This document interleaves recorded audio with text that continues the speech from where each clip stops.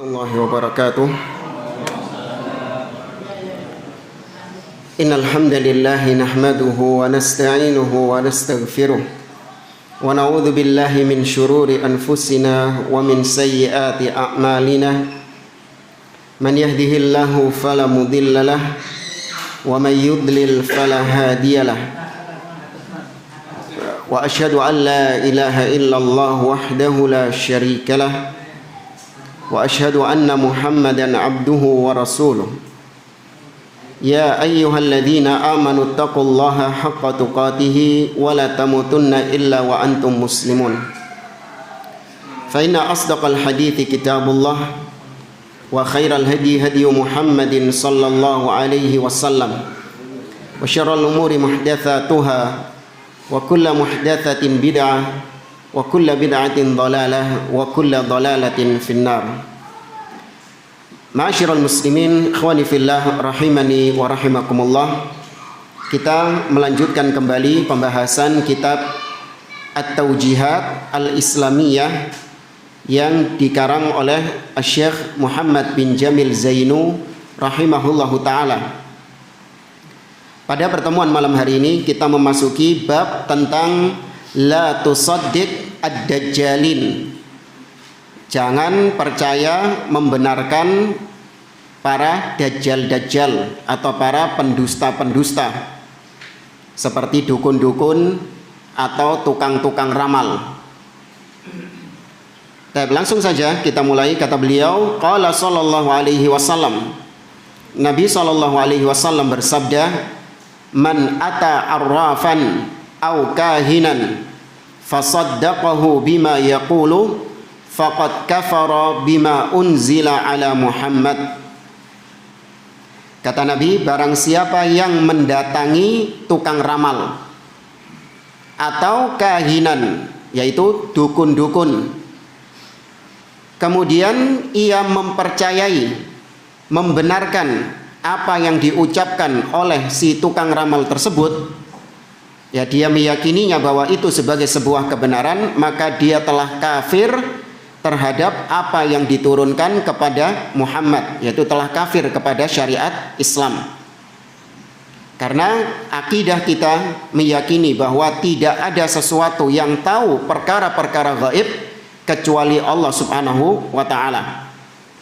Allah berfirman misalnya dalam surah Al-Jin, kata Allah, alimul ghaibi fala yuzhiru ala ghaibihi ahada. Dialah Allah yang maha mengetahui perkara gaib. Di antara perkara gaib adalah apa yang terjadi di masa yang akan datang. Fala yuzhiru ala ghaibihi ahada. Maka Allah tidak menampakkan ilmu gaibnya kepada siapapun. Ya, tidak diberikan ilmu gaib ini kepada siapapun. Illa man irtada mir rasul, kecuali kepada rasul yang Allah ridhoi untuk diberitahu tentang ilmu gaib. Itu pun tidak semuanya diketahui oleh rasul. Kalau nabi diberitahu, maka nabi mengetahuinya. Tapi kalau nabi tidak diberitahu, maka nabi tidak tahu tentang perkara gaib. Dan itu secara asalnya nabi nggak tahu perkara gaib. Nabi diberitahu kalau di akhir zaman akan ada Dajjal misalnya. Ini perkara gaib bukan? Perkara gaib. Nabi diberitahu tentang di akhir zaman akan turun Isa bin Maryam. Akan ada atau terbitnya matahari dari arah barat dan yang lainnya. Ini semua secara asal termasuk perkara gaib. Tapi diberitahu oleh Allah kepada Nabi. Jadilah Nabi tahu. Selain yang diberitahu, maka Nabi nggak tahu. Ini juga ditegaskan dalam surat Al-A'raf. Di akhir-akhir surat Al-A'raf Allah mengatakan, qul la amliku li nafsi naf'an wala dharran illa masya Allah. Katakan wahai Muhammad, bahwasanya aku, yaitu Nabi SAW, tidak memiliki kekuatan untuk mendatangkan yang manfaat atau untuk menolak yang mudarat dari diriku sendiri. Nabi nggak punya kekuatan itu kecuali dengan kehendak Allah. Baru Nabi mendapatkan manfaat atau Nabi mendapatkan mudarat dengan izin Allah. Walau kuntu a'lamul ghaiba lastakthartu minal khairi wa ma massaniyas su. Seandainya aku tahu ilmu gaib, Nabi mengatakan seandainya aku tahu ilmu gaib, maka niscaya aku akan ditimpa kebaikan-kebaikan dan aku tidak akan ditimpa keburukan-keburukan. Tapi ternyata Nabi SAW, kalau kita lihat sejarah beliau, Nabi juga ditimpa keburukan. Nabi berangkat ke Taif untuk berdakwah, mengajak penduduk Taif untuk masuk Islam. Sampai di Taif ngapain? Dilempari batu. Gak ada satupun penduduk Taif yang beriman kepada beliau. Seandainya Nabi tahu ilmu gaib, apakah Nabi tetap nekat berangkat? Tidak. Nabi tahu di sana dibalangi watu. Ya lapo budal ngono lho. Ya mending tetap di sini saja. Nah, ini menunjukkan semuanya bahwa Nabi tidak mengetahui al-ghaib. Tapi kalau Nabi saja yang merupakan utusan Allah, yang merupakan kekasih Allah, manusia yang paling mulia, tidak tahu ilmu gaib, apalagi selain Nabi, tukang-tukang ramal, dukun-dukun, ya mereka ini nggak tahu ilmu gaib, namun berdusta. Mereka mendapatkan ilmu-ilmu tersebut dari setan-setan yang mencuri kabar dari langit, ya, yang mencuri-curi kabar dari langit. Itu pun dibungkus dengan 1000 kedustaan, kata Nabi. Kabar-kabar dari langit ini dibungkus dengan 1000 kedustaan. Maka barang siapa yang mendatangi dukun, tukang ramal, kemudian dia membenarkannya, maka dia telah kufur terhadap apa yang diturunkan kepada Nabi SAW. Allah juga berfirman, "Qul la ya'lamu man fis samawati wal ardil ghaiba illallah." Katakanlah, tidak ada yang mengetahui ilmu gaib, baik yang di langit ataupun yang di bumi, kecuali Allah Subhanahu wa ta'ala yang tahu ilmu gaib. Tapi dalam riwayat yang lain, Nabi mengatakan man ata arrafan atau man ata kahinan, barang siapa yang mendatangi dukun atau tukang ramal, tapi dia hanya sekedar mendatangi saja dan mendengarkan apa yang diucapkan oleh dukun atau tukang ramal tersebut, maka fala tuqbal salatuhu arba'ina yauman, maka tidak diterima salatnya selama 40 hari. Tapi kalau membenarkan ucapan dukun tersebut, ucapan tukang ramal tersebut, maka apa konsekuensinya? Kufur. Maka di zaman sekarang bukan hanya kita mendatangi tukang ramal, cuman yang harus kita waspadai juga adalah kita melihat zodiak, ya, atau apa istilahnya, sio, atau apa lagi itu? Feng Shui. Nah kalau Feng Shui ya khusus kalangan khusus kayaknya. Tambah suwi ya. Enggak dadi omae ngenteni Feng Shui iki. Keliru terus. Tapi kalau dia membaca itu, dia hanya sebatas pingin tahu saja. Saya nggak membenarkan Ustadz, cuman saya pengen tahu saja. Zodiak saya ini Scorpio misalnya. Ya saya pengen tahu Scorpio ini nasibnya gimana. Cuman pengen tahu tok, tidak membenarkannya. Maka ini ancamannya, yaitu tidak diterima sholatnya selama 40 hari. Berarti sholat yang dikerjakannya tidak mendapatkan pahala di sisi Allah. Bukan berarti 40 hari setelahnya dia bebas sholat loh, awas. Paham maksudnya ya? Ada orang baca zodiak itu, pengen tahu. Kemudian dikasih tahu hukumnya orang membaca zodiak, meskipun tidak membenarkannya, maka ancamannya tidak diterima sholatnya 40 hari. Waduh, berarti 40 hari ke depan saya nggak sholat. Kenapa? Percuma, nggak diterima. Apa gitu pemahamannya? Tidak. Tetap melaksanakan sholat, tapi sholatnya ini tidak mendapatkan pahala dari Allah Azza wa Jalla. Atau sholat yang kemarin dia kerjakan itu gugur pahalanya, tapi kewajiban sholatnya tetap dilaksanakan. Nah, ini sama seperti orang puasa, ya, tapi puasanya itu diisi dengan perkara-perkara yang bisa menghilangkan pahala puasanya itu, menghibah, ya, atau ya melakukan hal-hal yang tidak membatalkan puasa, tapi itu bisa mengurangi pahala puasa. Maka puasanya tetap sah, tapi pahalanya nol di sisi Allah Azza wa Jalla.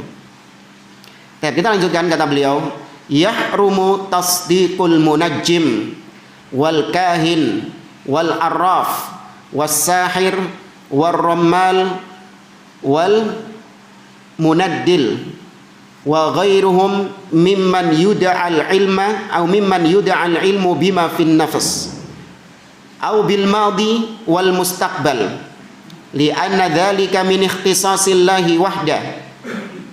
Diharamkan, ya haram hukumnya bukan cuma haram tapi ancamannya bisa kufur.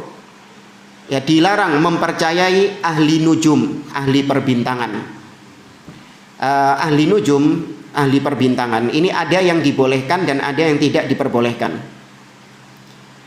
Yang tidak diperbolehkan adalah yaitu dia melihat bintang-bintang, kemudian dengan bintang-bintang tersebut dia meramal nasib seseorang, dia meramal tentang kondisi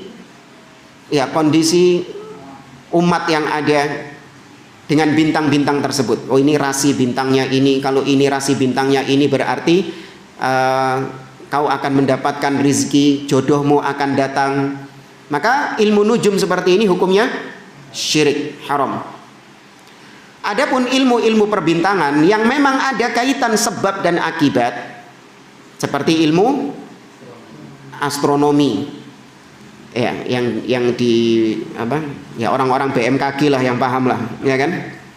Orang-orang BMKG yang paham. Ilmu-ilmu seperti ini boleh untuk dipelajari dan boleh untuk dijadikan sebagai acuan. Karena nyambung antara sebab dan akibat. Ya kan, nyambung antara sebab dan akibat, ada ilmunya. Memang anak nggak tahu, tapi memang itu secara ilmiah ada kaitan sebab dan akibatnya. Makanya muncul istilah ramalan cuaca. Boleh nggak? Nggak boleh ramalan cuaca. Perkiraan cuaca, ramalan, ya ramalan cuma sekedar nama saja. Taib, itu berdasarkan apa? Ilmiah atau dugaan? Ilmiah, ilmu yang memang ada kaitan sebab dan akibatnya. Anak nggak bisa jelaskan karena nggak punya ilmunya memang. Ya. Kenapa atau bagaimana kok hari ini diramalkan hujan? Karena apa itu? Mereka ngelihat apanya itu? Oh iya, nek mendung. Nggak perlu ahli astronomi kalau mendung. Arah angin. Ya, ketika dilihat arah anginnya begini-begini, maka diperkirakan hujan. Baik, itu tidak mengapa. Baik, maka haram hukumnya mempercayai ahli nujum, dukun, tukang ramal, ya atau tukang sihir. Mereka semua ini ngaku-ngaku bisa tahu tentang kejiwaan manusia. Bisa tahu apa yang ada di dalam diri manusia. Di terawang. Ya. Oh kamu ini sekarang sedang galau ya, ya karena kau habis kehilangan harta sekian ya. Ini termasuk ilmu yang menjadi kekhususan Allah. Allah itu alimun bidzatis sudur. Allah saja yang maha tahu apa yang ada di dalam dada manusia. Tapi tukang-tukang ramal ini ngaku-ngaku bisa tahu apa yang ada di dalam hati-hati manusia. Maka mempercayainya termasuk bentuk kesyirikan kepada Allah, karena mensejajarkan Allah dengan tukang ramal itu. Ya masih ingat ya definisi tentang syirik? Ya syirik itu ketentuannya adalah taswiyatu ghairillahi billahi fi syai'in min khasaisillah. Mensejajarkan selain Allah dengan Allah pada perkara-perkara yang harusnya Allah sendirian dalam perkara itu. Kudune Allah ijenan dalam masalah itu. Nah, di antara perkara yang Allah harus sendirian adalah tentang ini, ilmu gaib. Allah sendirian yang mengetahui tentang ilmu gaib. Gak boleh ada selain Allah yang melok-melok. Hatta Nabi Muhammad SAW tidak boleh ikut-ikutan dalam masalah ini. Ya, khusus bagi Allah saja. Kama qala Allah Ta'ala, sebagaimana Allah tadi mengatakan, wa huwa alimun bidzatis sudur, dalam surah Al-Hadid ayat yang ke-6. Dialah Allah yang maha mengetahui apa yang ada di dalam hati. Kemudian Allah juga berfirman di dalam surah An-Naml ayat 65. Qul la ya'lamu man fis samawati wal ardil ghaiba illallah. Katakan, tidak ada satupun yang di langit ataupun di bumi yang tahu tentang perkara gaib kecuali Allah Subhanahu wa taala.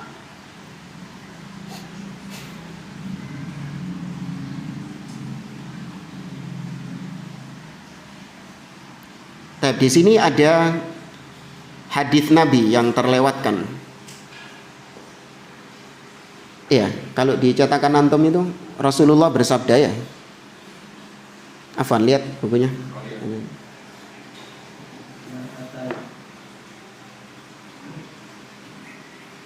Ya, ini yang tadi kita sebutkan, man ata arrafan fasa'alahu an syai'in lam tuqbal salatuhu arba'ina yauman.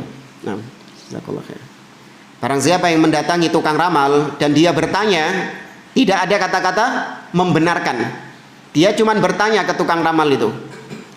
Maka cuma bertanya saja, maka tidak diterima sholatnya selama 40 hari. Meskipun tidak membenarkan ucapan tersebut. Seorang baru dibolehkan dia mendatangi tukang ramal itu dalam rangka mematahkan hujahnya, dalam rangka mendakwainya, ya, dalam rangka menyingkap kedustaan-kedustaannya. Itu diperbolehkan bagi orang-orang yang memiliki yang memang memiliki kompetensi, punya ilmu. Sebagaimana Nabi SAW mendatangi Ibnu Sayyad. Tahu Ibnu Sayyad? Tukang ramal di zaman Nabi yang dia dikira apa oleh sahabat? Yang dikira sebagai apa sama sahabat? Dikira sebagai Dajjal. Nah, tahu kisahnya ya? Ada dulu di zaman Nabi seorang yang bernama Ibnu Sayyad. Ciri-cirinya plek sama seperti Dajjal. Sehingga para sahabat mengira bahwa dia itu Dajjal. Bahkan Umar ingin untuk membunuh dia, tapi dilarang sama Nabi. Karena kalau kau membunuh dia, maka nggak ada yang bisa membunuh kecuali Nabi Isa di akhir zaman. Kalau memang dia Dajjal ya, kalau memang dia Dajjal, kau nggak akan bisa membunuhnya, karena yang membunuh nanti siapa? Isa alaihi salam. Tapi kalau dia bukan Dajjal dan kau membunuhnya, maka kau berdosa. Tapi kalau dia Dajjal, maka kau tidak akan bisa membunuhnya, karena Allah sudah menetapkan yang membunuh kelak adalah Isa bin Maryam. Iya. Maka boleh. Kemudian Nabi mendatangi Ibnu Sayyad ini dan ya mendebatnya, menyingkap kedustaan-kedustaannya. Ya, itu diperbolehkan bagi orang-orang yang memang memiliki ilmu. Dia datangi tukang ramal itu untuk menyingkap kedustaannya agar manusia tidak tertipu dengannya. Kata beliau, wa ma yaqa'u minad dajjalin innama huwa takhmin wal musadafah. Dan apa yang dilakukan sama tukang-tukang ramal itu hanya sebatas mengira-ngira, hanya sebatas menduga-duga, kemudian sesuai dengan dugaan, kebetulan bahasa kita, ketepaan. Ya, ini di musim-musim Piala Dunia ini banyak tukang-tukang ramal. Ya, hati-hati. Menduga-duga, apalagi dengan meyakininya. Kalau nggak salah di tahun Piala Dunia tahun 2010 kalau nggak salah itu banyak yang percaya dengan gurita. Ya, banyak yang percaya dengan gurita itu. Ya, guritanya milih tim apa dan katanya 100% benar ya. Tidak pernah meleset katanya ya. Ya, maka ini hanya dugaan-dugaan saja. Ya, hanya dugaan-dugaan saja yang kebetulan. Ini lebih parah lagi, bukan dukun yang tahu ilmu gaib. Gurita, hewan dianggap tahu ilmu gaib. Ini lebih parah lagi ini. Ya. Tapi kalau hanya sebatas meramal ya, meramal dalam artian menduga dengan bukti, dengan ilmu. Bahwasanya tim A ini sepertinya nanti akan unggul karena tim A ini punya kekuatan ini, dia ada pemain ini dan ini. Sedangkan tim B dia ini ya nggak ada. Apanya itu? Nggak bahas itu.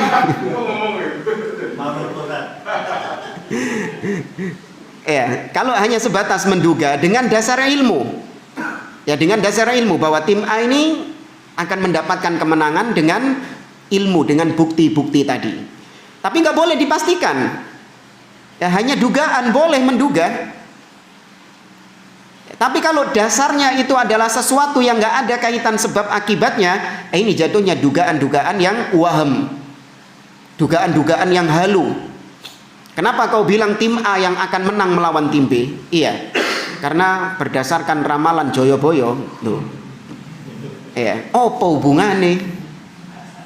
Iya, apa hubungannya? Ya, kalau ada kaitannya masih mungkin, karena tim A ini dia ini berasal dari negara dingin. Ya, kemudian tanding di negeri yang panas itu membuat dia nggak full power ketika menghadapi pertandingan. Jadi itu menyebabkan nanti dia bisa mengalami kekalahan. Ini dengan sebab akibat. Ada keterkaitan antara sebab dan akibat. Ya. Ini nggak pakai taruhan ya. Oh, hati-hati. Akhirnya mentang-mentang boleh, akhirnya taruhan nanti. Baik.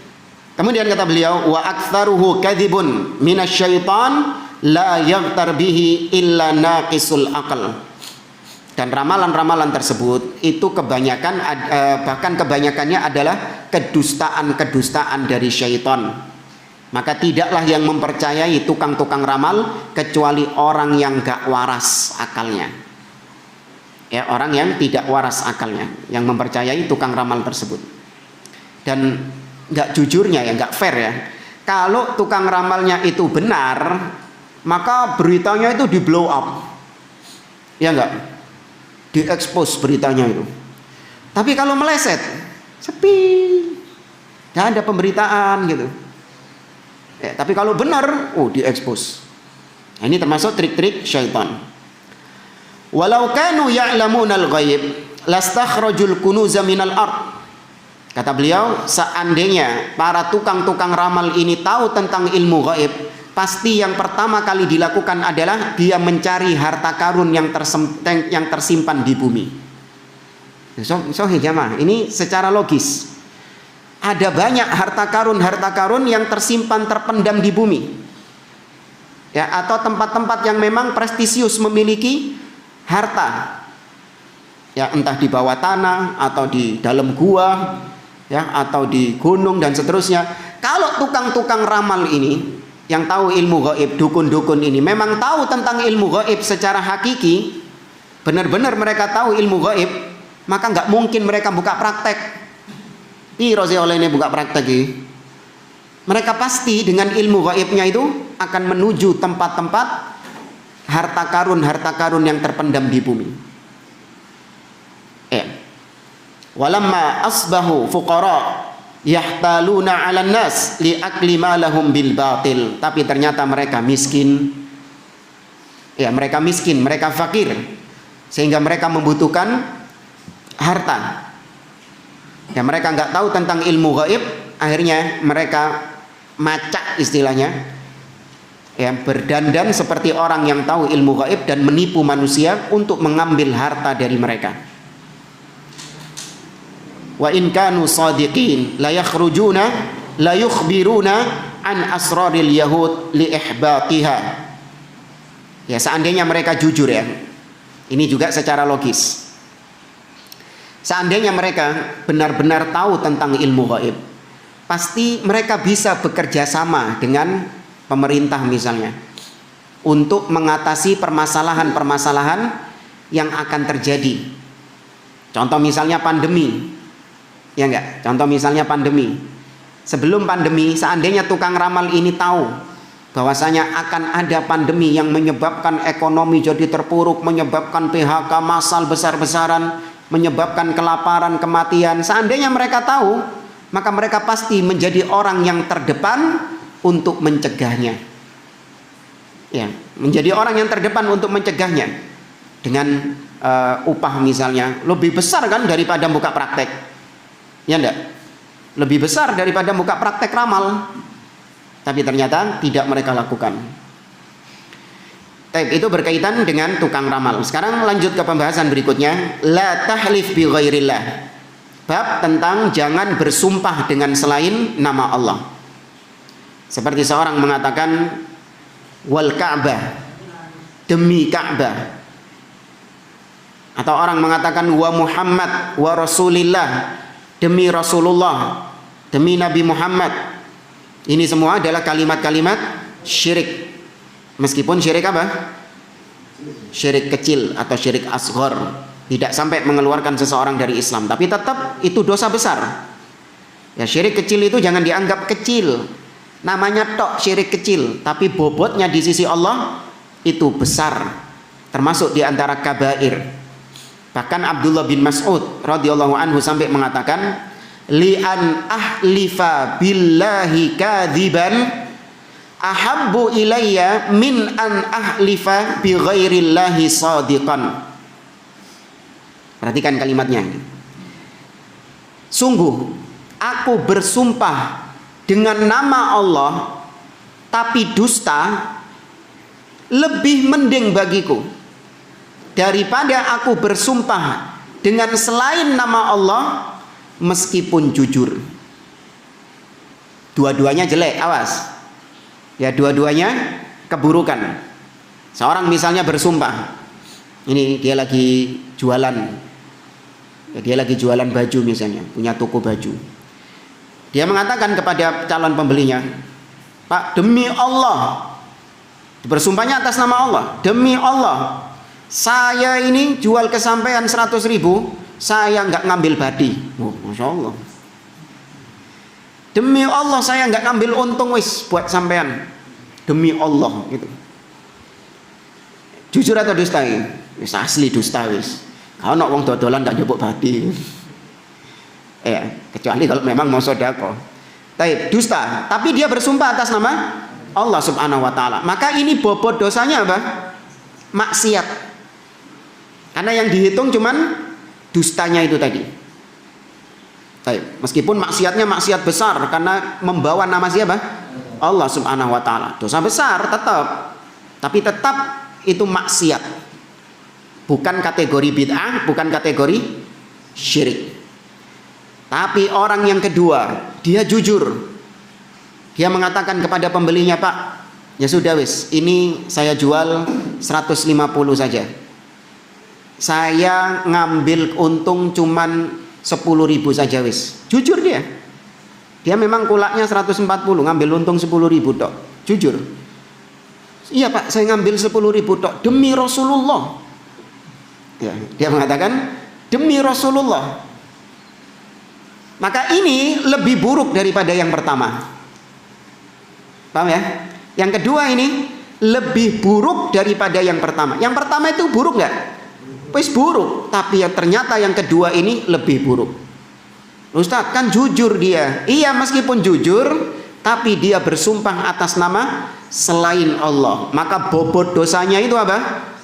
Syirik, bukan maksiat. Kalau yang pertama maksiat jenisnya, yang kedua syirik, meskipun syirik asghar. Baik, kita baca di sini hadisnya. Qala sallallahu alaihi wasallam. Nabi sallallahu alaihi wasallam bersabda, "La tahlifu bi abaikum." Jangan kalian bersumpah dengan nama bapak-bapak kalian, demi ayahku. Ya, demi fulan ayahku. Enggak boleh. Man halafa billahi falyasduq. Barang siapa yang bersumpah dengan nama Allah, hendaklah dia jujur. Tuh. Harus jujur ketika bersumpah dengan nama Allah. Wa man halafa wa man hulifa lahu billahi falyarda. Barang siapa yang diberi sumpah dengan nama Allah, hendaklah dia ridha. Maksudnya diberi sumpah itu kayak tadi, Anda sebagai pembeli, penjualnya ini bersumpah dengan nama Allah. Demi Allah, saya cuma ngambil bati 1.000 misalnya. Maka Anda sebagai pembeli harus ridho dengan ucapannya tadi itu. Karena dia membawa nama siapa? Allah Subhanahu wa taala. Meskipun mungkin dusta, tapi ya sudah, kita ridho. Nggak boleh kita memaksakan. Mosok Pak? Paham maksudnya ya? Mosok Pak? Cuma 1.000 Pak? Mosok ini. Enggak. Karena dia membawa nama Allah, harus ridho ketika itu. Wa man lam yarda billah falaisa minallah. Maka barang siapa yang tidak ridho dengan Allah, Karena yang bersumpah tadi pakai nama Allah dan yang disumpahi tidak ridho, maka dia tidak akan dia bukan dari Allah. Maksudnya bukan dari Allah adalah ya tidak mendapatkan rahmat Allah. Artinya dia dilepaskan dari rahmat Allah atau yang semisal dengannya. Hadis yang kedua, kata Nabi SAW, la tahlifu bi abaikum wala bi ummahatikum. Janganlah kalian bersumpah dengan ayah-ayah kalian atau dengan ibu-ibu kalian, wala bil andad. Jangan bersumpah dengan al-andad. Al-andad artinya sekutu-sekutu. Bisa bermaksud berhala-berhala. Ya, jangan bersumpah dengan berhala-berhala karena kebiasaan orang-orang Quraisy. Mereka bersumpah dengan Lata dan Uzza, Wallat, wal Uzza. Wala tahlifu illa billah. Jangan kalian bersumpah kecuali dengan nama Allah. Wala tahlifu illa wa antum shadiqun. Ditekankan lagi sama Allah, dan jangan kalian bersumpah kecuali kalau kalian jujur. Ya, berarti bersumpah dusta itu haram hukumnya, tapi maksiat. Pernah kita kisahkan ada yang mencoba untuk memanipulasi sumpah, yaitu dengan memain-mainkan harokat. Ya, dengan bermain-main harokat. Jadi harokat terakhirnya itu disukun. Gak ngetok kalau itu ternyata bukan sumpah. Sumpah itu ketika harokatnya kasroh. Wallahi. Ya kan? Wallahi. Nah, Allahnya itu kasroh. Hi. Tapi kalau wallahu itu artinya apa berarti? Dan Allah. Paham ya?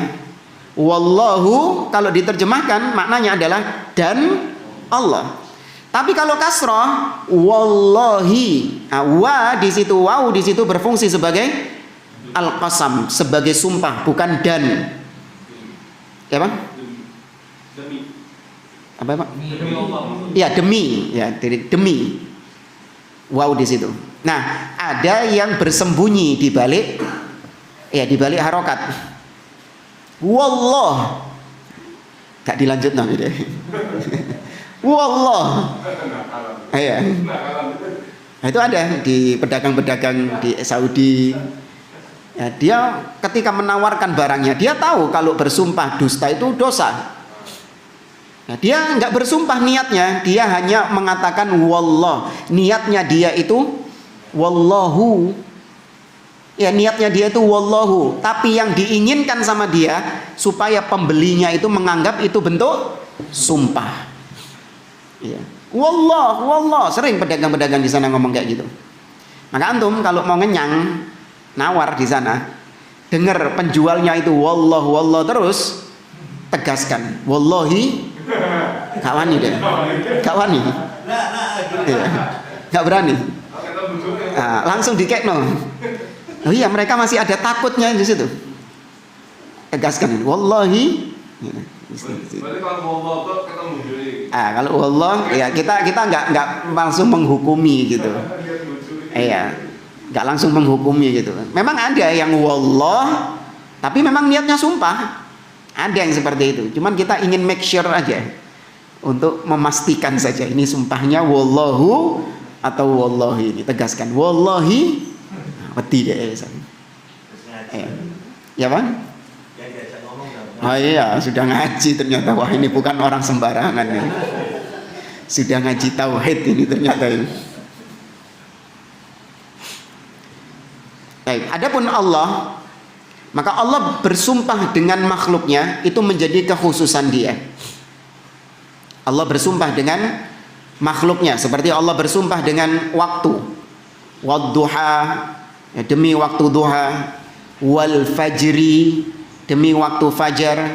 Wal laili, ya demi waktu malam. Maka Allah bersumpah dengan makhluk itu hanya khusus boleh bagi Allah. Karena Allah bersumpah dengan makhluk tujuannya adalah untuk supaya manusia punya perhatian terhadap makhluk yang dijadikan sumpah itu. Wal fajr, berarti Allah ingin supaya kita memperhatikan waktu fajar. Allah ingin mengagungkan waktu fajar itu. wal asri, demi waktu asar, supaya kita memiliki perhatian dengan waktu asar tersebut. Ya. Adapun kita nggak boleh bersumpah kecuali dengan nama Allah. Hadis yang ketiga, Nabi SAW bersabda, man halafa bi ghairillah faqad asyrak. Barang siapa yang bersumpah dengan selain Allah, maka dia telah berbuat syirik. Ya, meskipun ada khilaf ya, kita belum menyampaikan, meskipun ada khilaf, kalau kita lihat ada juga para ulama yang menghukumi bersumpah dengan selain nama Allah itu masuk kategori syirik akbar. Ada. Tapi yang rajih itu syirik asghar. Kemudian hadis berikutnya,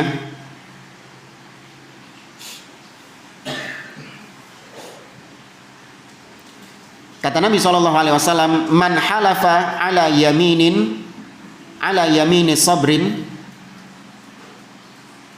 yaqtata'u biha ma'lam ri'in muslim huwa fiha fajir laqiyallahu wa huwa alaihi ghadban. Kata Nabi SAW, barang siapa yang bersumpah, barang siapa yang bersumpah dengan sumpah yang diwajibkan oleh penguasa. Artinya dia sumpah yang diwajibkan oleh penguasa. Ya, penguasa tersebut memang memaksa sumpah untuk mengambil harta kaum muslimin. Ya, penguasa tersebut memaksanya bersumpah supaya dia bisa mengambil hartanya. Maka kemudian dia berdusta. Ya, orang yang bersumpah ini kemudian dia berdusta, maka Allah Subhanahu wa taala maka dia akan berjumpa dengan Allah Subhanahu wa taala dalam kondisi dia murka. Ya, wallahu a'lam, yang dimaksud dalam hadis ini adalah seorang yang dipaksa untuk bersumpah, ya, seorang yang dipaksa oleh penguasa untuk bersumpah dalam rangka untuk mengambil harta penguasa tersebut, kemudian dia takut dan akhirnya dia bersumpah dengan sumpah yang dusta demi untuk melancarkan misi penguasanya tadi, maka dia akan berjumpa dengan Allah pada kondisi Allah murka kepadanya. Saya sebagai penguasa, saya ingin untuk mengambil hartanya fulan ini atau mengambil tanahnya fulan ini, maka kemudian saya mengambil saksi-saksi. Ya, saya mengambil saksi-saksi untuk memperkuat misi saya supaya bisa mengambil hartanya fulan ini. Maka saksi tadi dimintai sumpah. Sebelum dia bersaksi pasti dia dimintai sumpah, dan dia bersumpah dengan nama Allah. Ya, dia bersumpah dengan nama Allah dan berdusta membela penguasa tersebut. Ya, bukan salah saya. Saya dipaksa sama penguasa, katanya harus as-sam'u wa ta'ah, mendengar dan taat kepada pemimpin misalnya. Ya, maka saya taat kepada pemimpin, disuruh berdusta, saya berdusta. Maka dia mendapatkan murka Allah Subhanahu wa taala. Nah, ini perintah seperti ini sama pemimpin harus ditaati enggak? Enggak boleh. Ya, ini pertengahan ahlus sunnah. Jangan dianggap kita ini penjilat penguasa. Apa perintah penguasa harus ditaati, enggak. Kita hanya mentaati yang apa? Yang ma'ruf. Dan tidak bertentangan dengan syariat. Kalau disuruh bermaksiat, kita nggak boleh mentaatinya. Kemudian yang kelima, man halafa ala yamin fara'a ghairaha khairan minha falyatil ladzi huwa khair wal yukaffir an yamini. Barang siapa yang bersumpah namun kemudian dia memandang bahwa lebih baik membatalkan sumpahnya, maka hendaklah dibatalkan sumpahnya dengan membayar kafarat. Apa kafaratnya? Allah mengatakan dalam surah Al-Maidah, fakafaratuhu it'amu asyarati masakin. Di antara kafaratnya adalah memberi makan 10 orang miskin. Au kiswatuhun, atau memberikan pakaian kepada mereka, au tahriru raqabah, atau membebaskan budak. Itu kafarat sumpah. Misalnya Anda ngelihat ada seorang perempuan, wanita, Kemudian Anda mengatakan bersumpah, demi Allah, ana nggak bakalan nikahi fulanah ini. Ya, demi Allah, ana tidak akan menikahi fulanah ini. Tapi ternyata hari demi hari berlalu, cinta bersemih pada fulanah itu. Ternyata fulanah berubah menjadi wanita yang salihah, ya, wanita yang taat. Karena sebelumnya si fulanah ini adalah wanita yang tolehah. Ya, wanita yang jauh dari agama. Tapi setelah itu dia bertobat kepada Allah, berubah menjadi wanita yang salihah. Seneng deh. Maka bingung, dia pingin sama wanita ini, tapi gimana, saya sudah bersumpah tidak akan menikahi fulanah ini.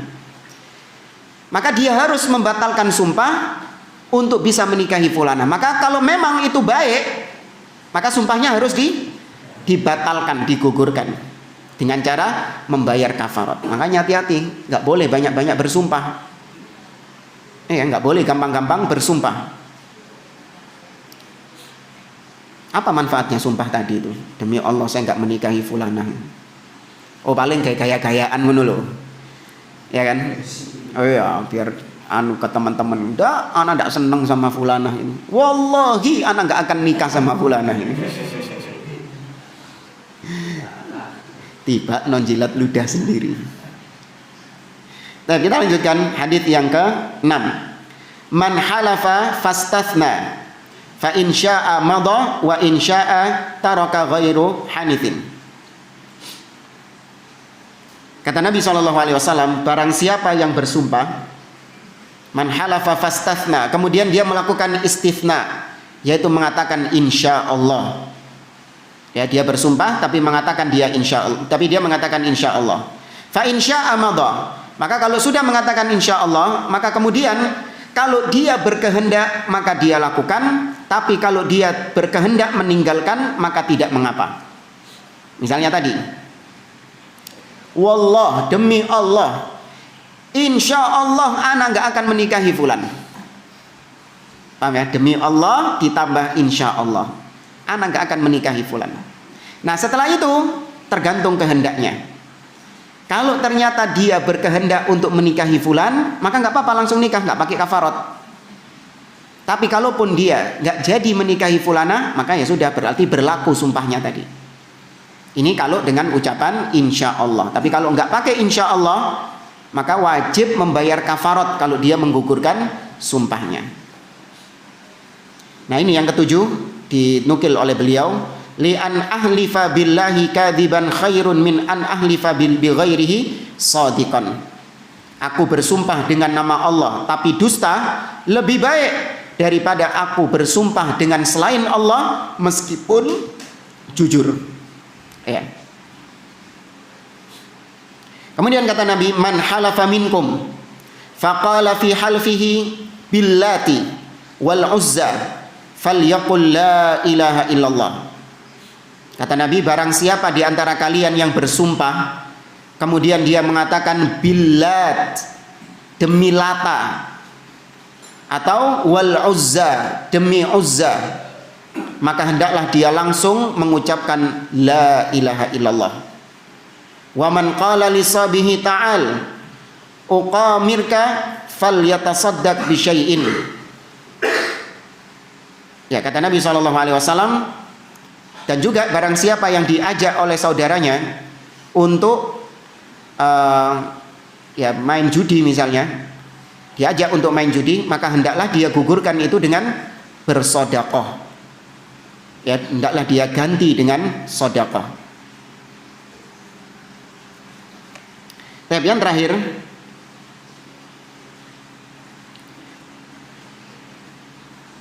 terakhir, kata Nabi, wa qala sallallahu alaihi wasallam, man halafa bi millati ghairil islami kadiban fahuwa kama qala. Barang siapa yang bersumpah dengan menyebut selain agama Islam, maka dia sebagaimana yang dia sumpah itu. Ya, dia bersumpah dengan selain agama Islam. Artinya dia bersumpah dengan tadi Lata, dengan Uzza, meskipun dusta, maka dia dianggap seperti yang diucapkan tadi.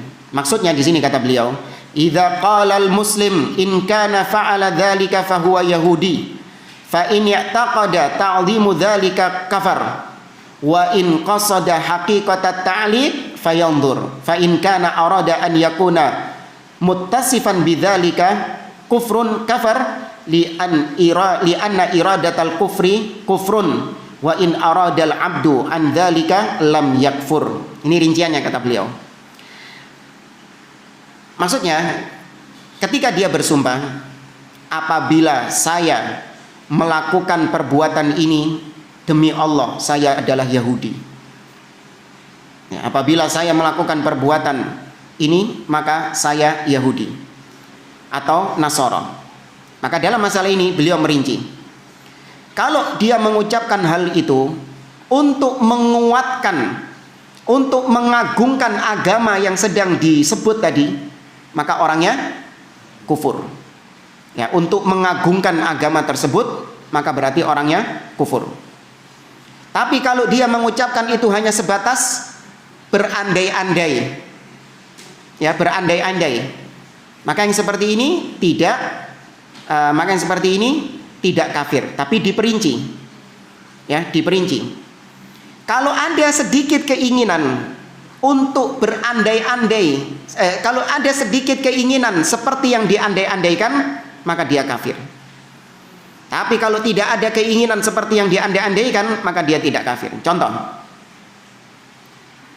kita mengatakan, demi Allah, seandainya saya nikah mut'ah, maka saya Syiah.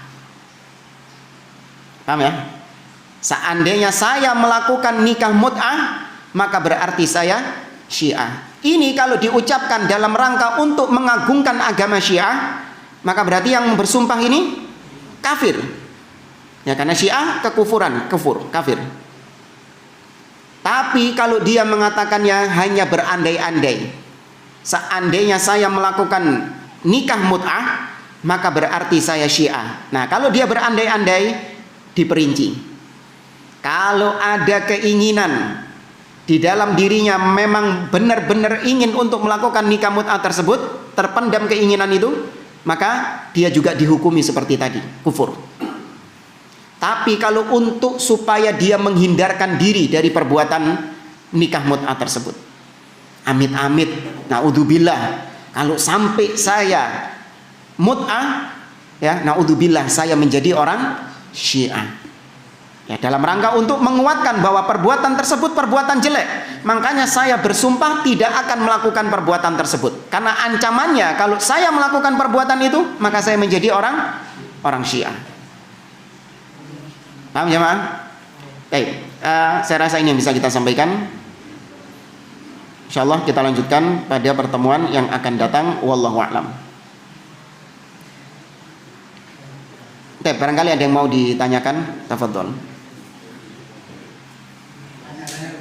Ya. Bagaimana dengan orang indigo? Apa sama dengan dukun tadi? Indigo. Indigo itu bisa menerawang. Sama, tidak ada yang tahu ilmu gaib kecuali Allah. Tidak diperkecualikan. Nggak ada pengecualian kecuali indigo. Indigo ini tahu tentang ilmu gaib, nggak ada. Itu sama, dugaan-dugaan saja.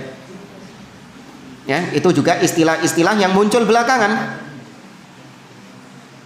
Anak nggak pernah tahu istilah indigo ini dalam syariat. Apa istilahnya indigo dalam syariat? Ada yang pernah tahu? Anak nggak pernah tahu. Gimana pemuja setan? Iya, bisa melihat setan. Punya indera keenam. Ya, nggak ada seperti itu. Sama seperti makhluk yang lain. Wallahu a'lam. Kalau orangnya minta diruqyah, yang indigo tadi sumpah kan? Dia bisa lihat ular, kepala manusia, dia bisa lihat pocong begitu. Pada akhirnya sumpah, nggak nyaman. Terus kemudian Karena kan bukan dari dia kan? Dari dia. Terus kemudian dia berusaha tauhid. Apa yang saya pakai dalam suatu kajian, dia tuh mau memisui satu berapa baik Iwan Sunai mau memisui satu berapa di kajian Artinya antara sadar dan tidak dia akhirnya aduh gitu kan.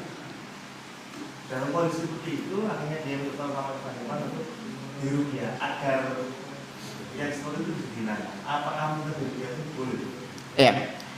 Soal minta untuk diruqyah, memang ada khilaf di antara para ulama. Apakah orang yang minta diruqyah itu kehilangan keutamaan masuk 70.000 golongan atau 70.000 orang yang masuk surga tanpa hisab dan tanpa adab?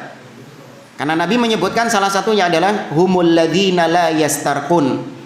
Mereka adalah orang-orang yang tidak minta diruqyah, wala yaktawun, tidak minta diobati dengan pengobatan kai, besi panas, wala yatatayyarun, dan mereka tidak bertatoyur, beranggapan sial, wa ala rabbihim yatawakkalun.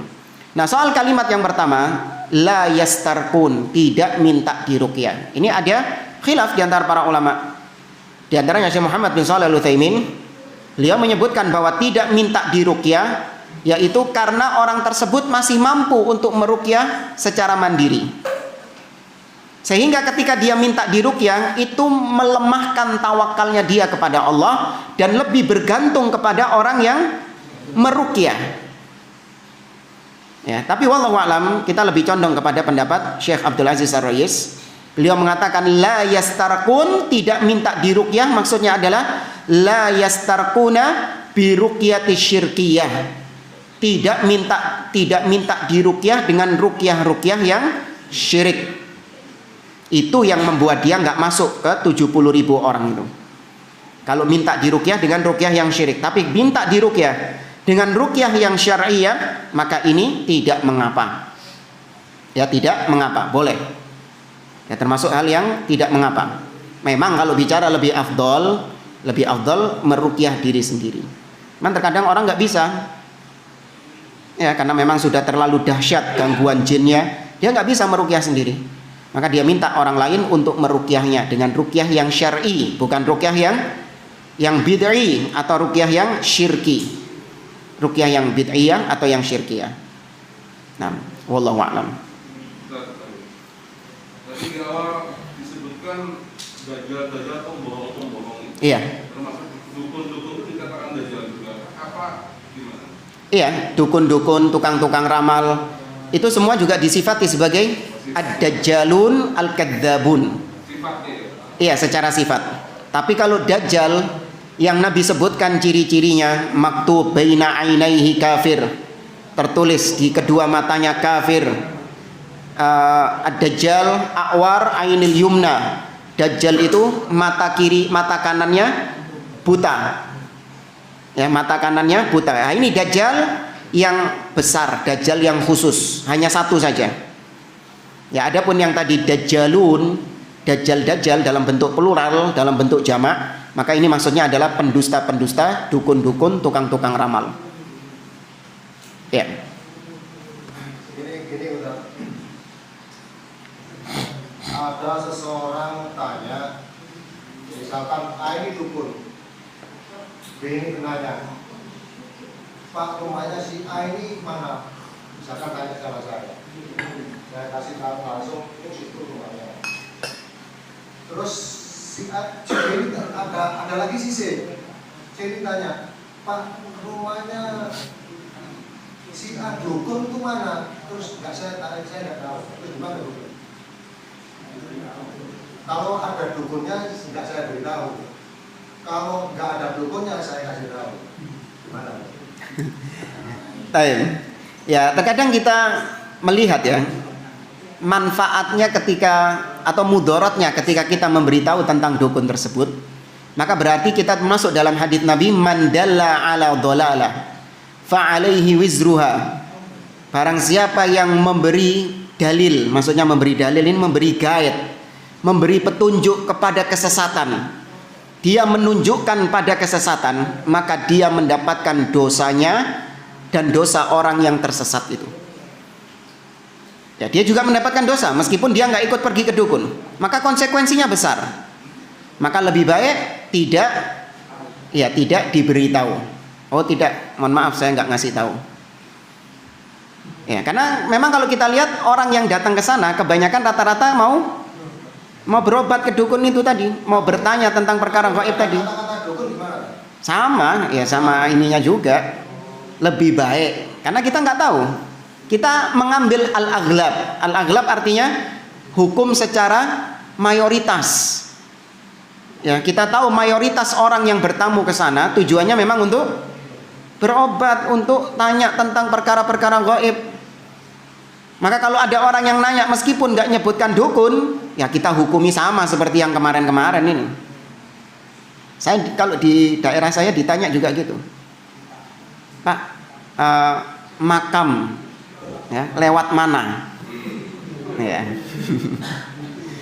ya. Maka saya bilang, oh, saya nggak ngasih tahu, nggak tahu. Saya bilang gitu. Tapi tahu Bapak. Ya tahu, cuman saya bilang saya nggak mau ngasih tahu. Kena bohong nggak? Loh, kalau bohong seperti itu saya mengatakan saya tidak tahu dalam artian saya nggak mau ngasih tahu. Iya. Boleh Oh, ya? enggak Pak. Jawab gitu boleh ya? Iya, oh enggak Pak. Jadi intinya nggak usah dikasih tahu ya? Nggak usah dikasih tahu. Ya, kecuali kalau memang misalnya Enggak, ini dukun Pak. dukun kan dok. Kecuali kalau misalnya dia ini memang nggak terkenal. Memang ada sebagian orang kecil, minoritas, sebagian orang yang memang datang ke rumahnya untuk berobat. Hanya orang-orang terbatas saja. Ya. Yang lainnya cuma datang ke sana hanya untuk silaturahmi, misalnya. Ya, kalau yang seperti ini nggak ada masalah, karena secara keumuman orang ini memang ya bukan yang terkenal sebagai dukun. Ya, dia orang biasa, cuman sama sebagian kecil suka ditanya-tanya tentang perkara-perkara gaib. Terakhir Kang, ini kan rumahnya dukun, Ya. tapi kan nama. Sekarang orang tanya, Pak, alamat gang ini, nomor gini, gimana Pak? Misal gitu. Kalau Anda tahu yang dimaksud itu memang rumah dukun, ya sudah jangan dijawab. Iya. Tapi kalau Anda nggak tahu, ada sebuah kaidah fikih ya yang berbunyi yughtafar istidamatan wala yughtafar ibtidaan. Ditolerir ketika sudah terjadi, tapi tidak ditolerir ketika pertama kali. Ini kaidah fikih. Banyak masalah-masalah yang menggunakan kaidah ini. Contoh, ini pernah kita ditanya juga. Seorang driver ojek online, ya Grab atau apalah, dia tahu tentang hukum mengantarkan seseorang ke tempat-tempat maksiat atau tempat-tempat kufur nggak boleh. Maka ketika itu dia ngecek dulu tujuannya dia ini mana, ya kan? Tujuannya dia ini mana? Kalau tujuannya dia ini adalah tempat-tempat maksiat, tempat-tempat kekufuran, saya nggak mau ngambil orderan itu. Ketika dilihat misalnya, ya tujuannya dia cerita, kalau hari Minggu pagi saya nyalakan ininya, aplikasinya gereja KB tujuannya. Tujuannya gereja KB. Demikian juga kalau malam Minggu di atas jam 9, di jam 10 saya nyalakan aplikasinya, tujuannya bar-bar, diskotik semuanya. Tapi ternyata ada yang masang alamatnya itu bukan nama diskotiknya, bukan nama gerejanya, tapi alamatnya. Ya, nama alamatnya, jalan ini, dan dia nggak tahu kalau ternyata itu adalah tempat maksiat, dia nggak tahu kalau itu adalah gereja. Maka ya sudah, dia menghukumi secara zahir orang ini mau ke alamat tersebut, diantar. Mari tiba not pas tutup, tuh gereja tiba not. Maka yang seperti ini dosa nggak? Tidak, karena sudah berlangsung, sudah terjadi. Iya kali, masa orangnya balik kan nih. Loh, mau kemana? Tak balik kemana kon? Nggak ada kayak gitu. Ya sudah terjadi, sudah. Ya, loh, terus gimana penghasilan saya? Halal. Ya, penghasilan saya nganterkan orang ke gereja ini halal karena kau tidak tahu kalau alamat tersebut adalah gereja. Beda kalau misalnya sejak awal dia sudah tahu itu gereja, tetap diantar sama dia. Nah, ini tidak ditolerir ketika pertama di awal, tapi ditolerir ketika sudah berlangsung. Itu kaidahnya. Seorang mau melaksanakan ibadah umrah, Maka sebelum dia pakai ihram, Terus yang kedua ada udhur lagi, itu sudah kena ya. Dengan alamat yang sama. iya. Udhur yang kedua, kalau dia jalankan itu sudah kena ya. Iya. Oh ya, order kedua dia sudah tahu. Sudah tahu. Masih ingat loh ya. Iya. Itu sudah kena ya. Iya, dia masih ingat. Kalau alamat ini itu adalah gereja atau diskotik misalnya. Dia masih ingat. Tapi kalau dia lupa, baru di situ ada udzur. Dia lupa. Oh iya yo. Dhisik lak tahu mrene gitu sih. Ya repot, saya bilang kau cek dulu di Google Map. Saya bilang kayak gitu.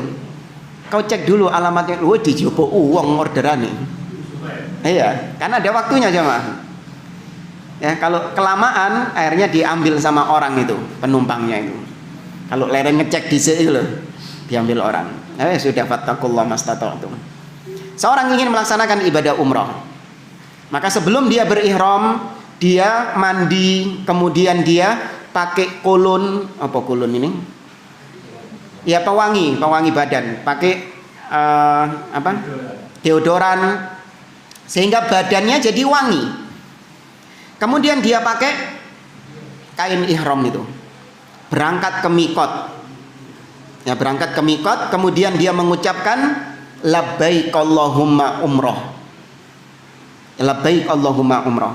Maka ketika itu boleh nggak dia pakai parfum, pakai deodoran, pakai kolon? Nggak boleh. Tapi ternyata bau kolonnya masih ada. Ketika itu bau kolonnya masih ada, sehingga ketika dia berangkat haji itu wangi dia. Boleh nggak? Hah? Boleh. Karena sudah berlangsung. Yang nggak boleh itu ketika di awal. Ya, ketika di awal dia mengucapkan labbaik Allahumma umroh, dia sudah pakai parfum, pakai deodoran, baru pakai deodoran ketika itu nggak boleh. Tapi kalau sudah berlangsung, wis mari iki mang sisae mang iki. Parfumnya ini sudah sisa tadi ketika saya mandi. Sik wangi memang, parfum mahal. Ya kan? Baunya masih ada. Maka yang seperti ini boleh. Indrain. Seorang driver. Rapper. Oh, driver. Iya. Sopir. Jalan keluar kota pas berhenti di Berhenti di rest area. itu ada peramal. Oh, ada. Dipanggil. Nanti kamu kalau diramal, waktu perjalanan ke sana jalanan lewat jalan WR Supratman. Dan ternyata tamu-tamunya itu menyarankan jangan lewat situ. Dan meramal itu sama sopir tadi di jalannya. Artinya menghindari lewat WR Supratman itu gimana? Taim. Sekarang ketika driver tersebut memilih untuk tidak melewati jalan WR Supratman itu, kalau dia landasannya hanya karena ucapan peramal ini tadi, maka berarti dia termasuk terhitung mempercayai, membenarkan ucapan peramal tersebut. Tapi kalau ternyata memang ada alasan-alasan lain yang memang ada kaitan sebab akibat, maka nggak apa-apa dia hindari jalan WR Supratman tadi itu. Misalnya sopirnya bilang, kau nanti jangan lewat WR Supratman, jangan lewat jalan WR Supratman. Loh kenapa? Sudah wis jangan. Ya di sana bahaya, di sana ini begini, di sana ada bahaya pokoknya, jangan. Dengan ramalan tanpa ada kaitan sebab akibat. Ini saya terawang misalnya. Ternyata Anda mendapatkan info bahwasanya jalan WR Supratman ini sedang banjir, ya kan? Sedang banjir, atau jalannya ditutup, sedang ada demo. Maka akhirnya Anda memilih jalan lain. Baik, sama-sama menghindari jalan WR Supratman, tapi dorongannya bukan karena ucapan dukun, tapi dorongannya karena macet, karena banjir, atau karena ada demo itu. Maka yang ini nggak apa-apa. Tapi kalau cuman berlandaskan ucapan dukun tadi, maka masuk syirik.